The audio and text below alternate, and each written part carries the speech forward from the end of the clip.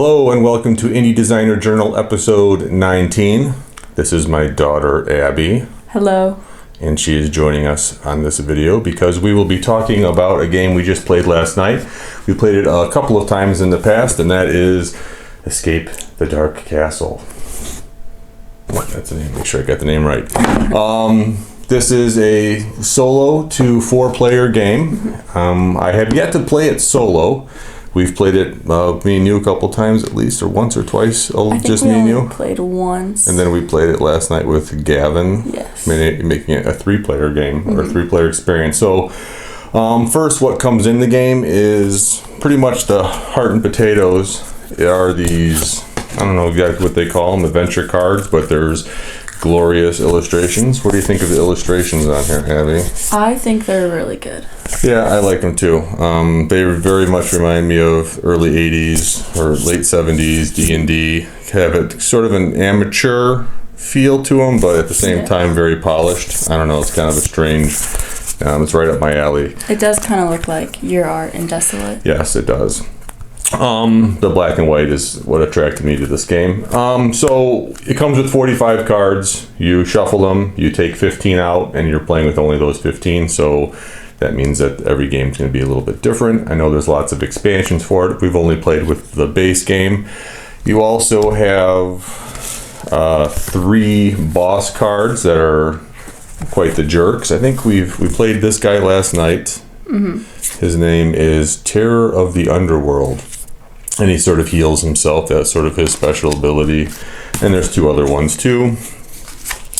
At the beginning of the game, you'll be picking one of these 6 characters. Which one were you last night? I was the Tanner. The Tanner, okay. So she played the Tanner, and then I wanted to be the Abbot because he's the only one sporting a beard. And I ended up playing the Smith, and Gavin played the Miller. Essentially, all the characters are the same except they have their own unique dice. So this is just a beautiful card. Doesn't really do a whole lot for you. You don't really need the card, I don't think. I mean, as long as you took the dice. So each one has. Let me find the Miller's dice, of course, right here. So the Miller will have a dice. It shows you on here that he's best at the eye, which was what, perception, I think? That was cunning. Cunning. So he has cunning 4. He has toughness or might of 3. And what was this one here? It was either wisdom. I think it was wisdom. Yeah. So this little asterisk looking one is wisdom. So they all have basically a strength and a weakness, and they all have their own custom dice. And if your strength, whatever you're strongest at, is going to be on your 6-sided dice 3 times, I believe. So this guy's good at the eyeballs. So he's on there 3 times, and one of them is double with a shield, which means if you roll this during a combat, you don't take any damage. Yeah. So basically you're working your way through this deck of cards. You have 15 of them. Each adventure starts with this particular card. You basically wake up in a cell, right? You break free from a cell. Yes. Yes. You break free from a cell, you find a couple of items, and then you're on your way. What was I going to say? So you have this card will go on top of the 15 cards you have in the beginning, and then you'll choose randomly one of the bad guys and put that in the bottom, and you'll basically just be working your way through each card. We'll go look at a couple of cards here in a moment, but all these characters are pretty well balanced, right? Yeah, I would say so. So you're able to, if you're playing with 2 players, pick a couple of guys that complement each other, right? Because they're going to be coming across all different sorts of challenges within the deck of cards. You also have a bunch of these dice here that are black that just have a balanced amount of symbols on them, and they're used for the enemy's health, basically, or what you need to destroy them with. And other obstacles will have you roll these as well. Lastly, we have some items. You want to show them a few of the items? Which ones do we seem to get the most of? The stale loaf of bread. Yes, the stale loaf of bread. And what's the apple too? We get a lot of those. Apple is the partially rotten apple. Yeah, they would give you what, 1 health? 1 health. And the bread's better. And the bread is 2 health. 2 health, right. So that's essentially it. Each player will also get a little thing to keep track of your health. I think there's an expansion that gives you a card and a little gem to track it with, but the base game just comes with little pencils, 4 of them, and a sheet of these to keep track of your health. And that's pretty much all the components. It does come with a nice insert to keep everything organized. What's the thing that you liked the most about the game? Anything? I liked reading the cards. Reading the cards. So she typically, when we were playing, what's that one? Legacy of Dragonhold. We played quite a bit of that, and that's like her favorite thing is reading the cards, being the narrative. Also in Above and Below. Above and Below. Yeah, well, yes. she really likes doing the reading. So this game, I think, for me personally, excels as a game for more than one person. It says it's a solo game, but as a solo game, you have to control 2 characters, which is fine. But I think the fun, for me anyways, came playing with other people. Yeah. Right? Just making the decision as a group. Sometimes the cards will present a choice for you, trying to decide who's gonna do something or which one of the 2 options that we're going to take. We already talked about the art. I think we both like it. It's kind of, I guess, almost, I wouldn't say quirky, but it's, different. If you look at this, it looks like something that would be like an etching from the 15th century or something. So it got a very old school kind of feel to it. So the art really draws you in. The story's pretty good. Like, you can feel like you're going on a little adventure. The weird things that happened, like last night, all those bats came and me and you were able to immediately we had no issues with them. Yeah. We rolled the correct thing. So from that perspective, do you think there's a lot of luck in this game? I think there is quite a bit of luck. Yeah. Because I think that most of the main component is the dice. Right. So it's like you're rolling a dice and you have a 50% chance of rolling like your thing that you're strongest at. Right. But there's with Gavin when he was fighting off the bats, I think. Yeah. It took him 5 tries. Right, because I think with the bats, in that scenario, how that works is each individual player rolls one of these dice, and there's 2 of each of the 3 different emblems on there. And whatever one you roll represents the bats, and then you have to roll on your own personal dice and match that to get past. I think that's what it was. And if you happen to get unlucky and roll the thing on this dice that your character is not good at, then you're going to likely fail. There's a 1 in 6 chance you'll get it. Right. And then every time you don't get it, he was losing a health. Right? Yeah. So there's luck in the game. There are choices, but I feel like there could be more choices. Yeah, I agree. I was talking online about I forgot what game it was. It was a different game, and there was a similar situation where the player is presented with an obstacle and they just have to solve it, move on to another obstacle and solve it, and there's no choice in the obstacle. And obviously my games like Desolate and Iron Helm address that by having you reveal a card and you can decide not to deal that and go on to another card.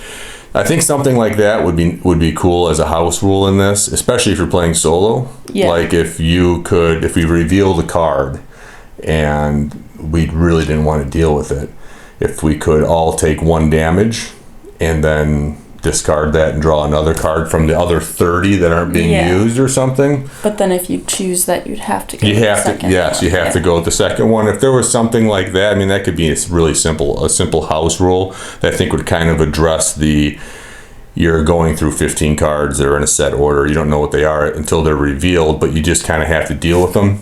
So let's look at a couple of them. We had this guy last night. So we had this nobleman, and you had the option of you can aid him. If you agree, he will reward you and you get an item. Or you can attack him and rob him, and if you do that, everyone gets an item. So we decided to attack because he really was a pretty weak enemy. He only had 2, or you get 1 dice. On the bottom of an enemy's card, it will show these sides of the dice. If it shows whatever it shows here, an eyeball or the wisdom or whatever it is, or the fist, you have to put those dice down in front of him. But whenever it shows this, you have to, every player that's playing, for every character I should say, has to roll a dice. So for this particular character, he has an eyeball here. So we'd have an eyeball dice, and then each of the three of us rolled till he had 4 dice. And then we have to roll our own dice and try to match the icons, and that's how you defeat enemies. So this guy was, it made sense for us to attack him because he only did 1 damage, and I think we beat him right away. And then we each got an item.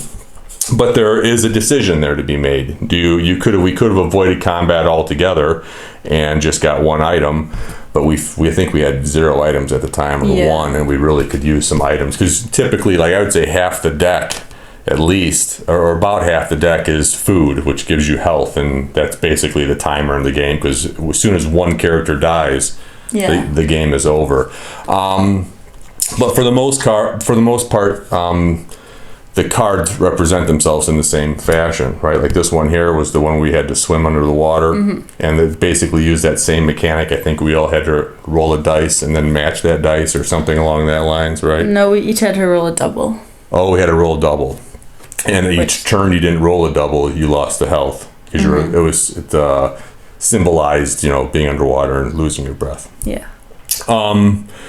Yeah, I think that would be my only slight complaint, would be that you don't really have a choice of what card comes up. And if you get hit with a bunch of nasty ones like we did towards the end before we fought the boss, I think we had 2 pretty nasty foes right before we got to the end. And we all had, what do we have? Me and you had 3 health. Gavin had 1. And Gavin had 1 going into the final fight. And there was no real way to get built back up to take on that challenge. And we essentially, he had so much health. I think he had 7 dice.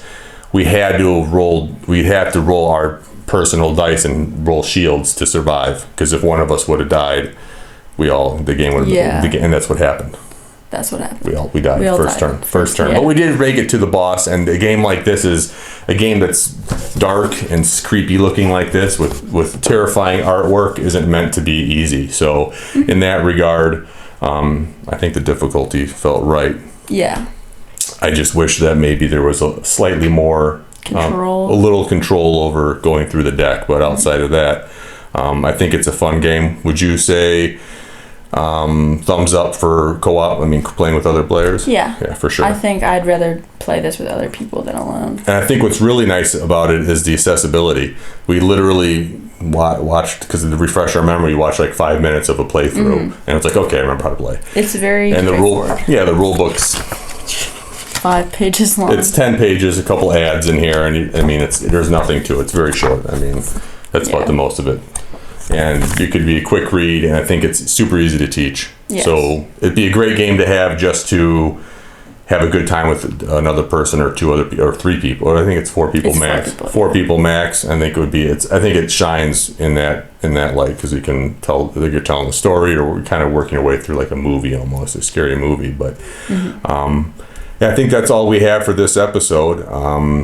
Again, if you like these videos, please subscribe, leave comments below, let me know your thoughts on this game. I know there's a space version of it. I don't remember the name of it. Dark Sector, Escape the Dark Sector, I think is the name.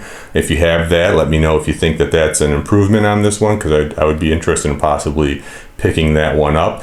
What things would you do to this game, or could you do to this game, or house rule, to make it have more choice and decisions for the players? I would like to know your thoughts on that. And that's all we have. Thanks for stopping by.